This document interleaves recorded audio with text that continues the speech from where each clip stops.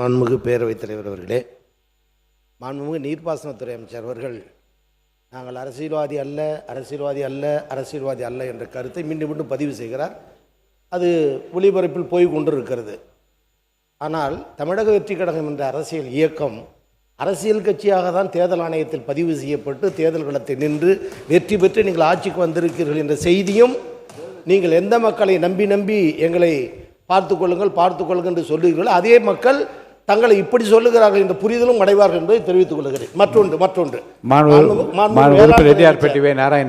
வேளாண் துறை அமைச்சர் ஓராண்டுக்குள் கட்டப்பட்ட வீடுகள் என்று சொன்னார். அது முற்றிலும் தவறு.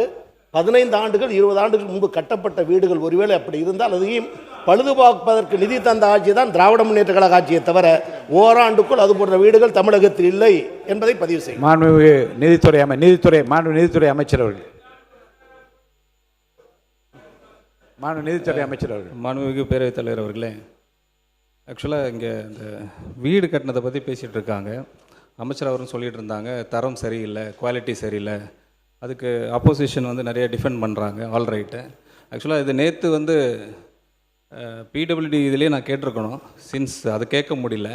பிகாஸ் இந்த குவாலிட்டி விஷயம் பேசுகிறத பார்த்தா இப்போ நான் சீனியர் மோஸ்ட் மினிஸ்டர் வேலு சாரை தான் கேட்கணும். ஆக்சுவலாக தென்பெண்ணை ரிவரில் ஒரு 16 கோடிக்கு கட்டப்பட்ட ஒரு பிரிட்ஜு 3 மாதத்தில் காலியானதை பற்றி உலகமே பேசிச்சு. அது உங்களுக்கு தெரியும். அதில் நீங்கள் ஒரு ரிப்போர்ட் மாதிரி கொடுத்துருப்பீங்க. டிஸ்சார்ஜ் வேஸ்ட், அதனால் வாட்டர்ஸ் நிறையா வந்ததுனால 16 கோடியில் கட்டப்பட்ட அந்த ரிவர் மேலே கட்டின பிரிட்ஜு 3 மாதத்தில் டெஸ்ட்ராய் ஆனது. அந்த ஹிஸ்ட்ரி படிச்சிருக்கீங்க நீங்கள். அதை முதல்ல நீங்கள் தெரிஞ்சுக்கணும். அப்புறம் தான் அந்த குவாலிட்டியை பற்றி பேசுகிறோம். அதனால் அதுக்கு முதல் பதில் நீங்கள் சொல்லணும். நீங்கள் மாண்பு உறுப்பினர் ஏவா வேலு அவர்கள். மாண்புமிகு பேரவைத் தலைவர்களே, இதே மாமன்றத்திலே ஏற்கனவே எதிர்க்கட்சி தலைவராக இருந்த நம்முடைய மாண்புமிகு எடப்பாடி பழனிசாமி அவர்கள் இதே மன்றத்திலே எதிர்க்கட்சியாக இருந்து இந்த கேள்வியை கேட்டு அவைகளெல்லாம் பதிலாக சட்டமன்றத்தினுடைய உரையிலே அதுவெல்லாம் பதிவு செய்யப்பட்டிருக்கிறது. அந்த பாலம் என்பது ஆர்ஆர் என்கிற விங்கின் மூலமாக கிராம சாலை திட்டத்தின் மூலமாக ஒரு கிராம பகுதியிலே கட்டப்பட்ட பாலம். அது தென்பெண்ணை ஆற்றிலே கட்டப்பட்ட ஒரு பாலம். அதனுடைய டிசைன் 54,600 கனஅடி தண்ணியை வாங்குகிற அளவுக்கு தான் அதனுடைய தன்மை கட்டப்பட்டது. இதுவரைக்கும் திருவண்ணாமலை மாவட்டத்திலேயே பெய்யாத ஒரு மழை. அந்த மழை இன்னும் சொல்ல போனால் ஆன்மீக பெருமக்கள் 14 கிலோமீட்டர் கிரிவலம் என்று வருகிற இந்த திருவண்ணாமலை மலையே சரிந்ததன் மூலமாக 7 பேர் இறந்தார்கள். அப்படி ஒரு மழை நாங்கள் பார்த்ததே இல்லை. எங்கள் வயதுக்குன்னு பார்த்தது அது முன்னாலே பார்த்ததில்லை. அப்படி ஒரு மழை பெய்த காரணத்தினால் மலை சரிந்தது. அந்த அளவுக்கு ஒரு சேதம். கிருஷ்ணகிரி தருமபுரி மாவட்டங்களில் 50 சென்டிமீட்டருக்கு மேல் மழை பெய்த காரணத்தினால் சாத்தனூர் அணைக்கு வந்த தண்ணி 2.25 கனஅடி தண்ணீர் அங்கே வந்தது. அப்பொழுது பொதுப்பணித்துறை நீர்வளத்துறை அமைச்சர் அவர்கள் எங்கே டேம் உடைஞ்சிருமோ என்பதற்காக இரவோடு இரவாக 2.25 கனஅடி தண்ணீர் திறந்து விட்டார்கள். கனஅடி. அதற்கு பின்னால் பாம்பார் என்று ஒரு ஆறு வருகிறது டேமுக்கு கீழே.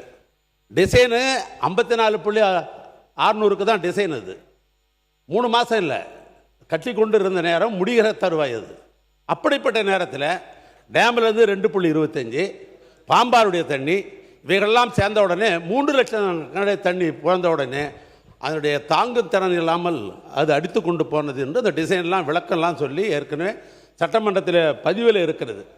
அது இயற்கையினுடைய சீற்றம். அந்த டிசைன் மேலே இன்ஜினியரிங் மேலே குறை சொல்ல முடியாதது.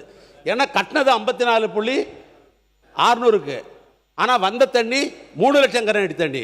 அப்படி என்கிற பொழுது அதை தாங்காமல் அந்த பாலம் போன்று என்பது இதே சட்டமன்றத்தில் ஏற்கனவே பதிவு செய்யப்பட்டிருக்கிறது. அதுதான் உண்மை நிலை. அதுக்குன்னு ஒரு குழு போடப்பட்டு அவர்களெல்லாம் கூட ரிப்போர்ட்டு கொடுத்தாங்க.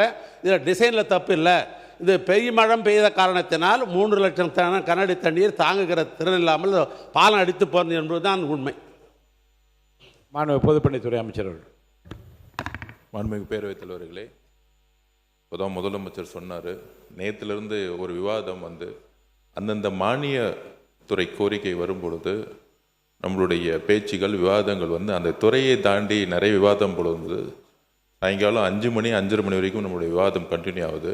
நம்மளுடைய உறுப்பினர்கள் இன்றைக்கி இருக்கக்கூடிய மானிய கோரிக்கை விவாதத்தை நோக்கி மட்டுமே நம்ம பேசினா நல்லா இருக்கும்னு நினைக்கிறோம்.